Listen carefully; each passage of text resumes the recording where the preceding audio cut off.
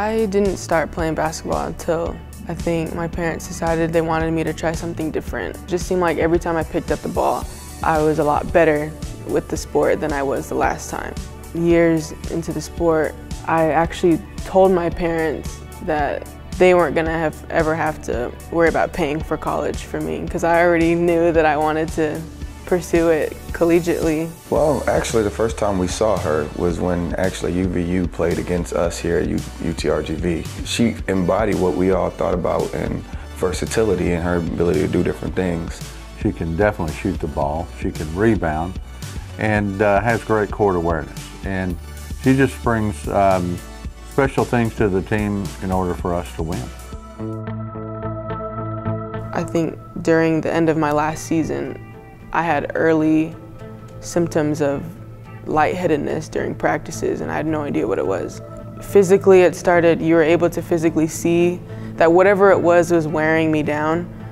And I went from, I think at the time, I was probably a weight of 155, and just about within a week, I dropped from 155 to like 120, 115. And at the time, we had no idea what it was still. And then they were still getting tests, and then they finally said, oh, well, it's your thyroid.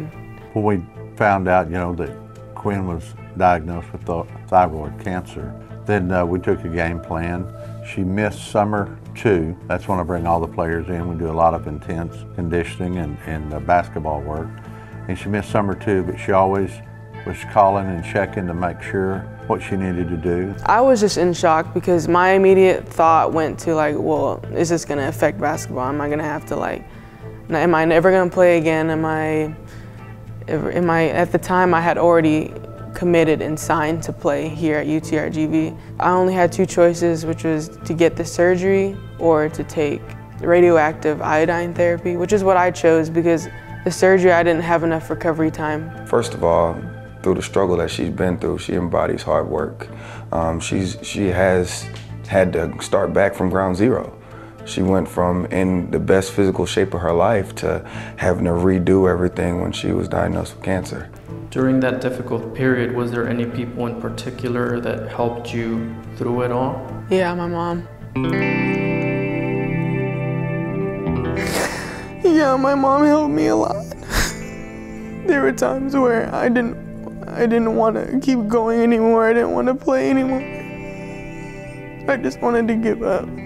She kept reminding me that this isn't where you're supposed to stop. You're supposed to keep going and keep going, regardless. It doesn't matter what anybody tells you, and to never listen to anybody that tells you can't do something. She's resilient. I mean, how many people do you know get cancer and come back and want to do it all again and work hard, and that's just amazing to me, and what she's been able to accomplish just in this year. She's such a competitor, and I know being sick, you have to be very competitive when you fight cancer, and she did, and she won. She is very determined. She's never gonna give up, no matter what the circumstances. There's just, I don't know, it's so inspirational, what she did, and I think everybody thinks that she has a huge heart. I didn't want people to look at me like I was a kicked puppy, I didn't want people oh, I can't believe you, I didn't want any of that anymore. Not this year, because I just felt like something like that definitely made me a lot stronger, I think it's important to just keep pushing through, and, there will be a breakthrough. There is a light at the end of the tunnel. I don't think anybody should let something, whether it's small or big, hold them back. If you want to do something, you should do it, and don't let anybody tell you that you can't. And if they tell you you can't, then that should be, that should add fuel to your fire to be able to want to make sure you accomplish it.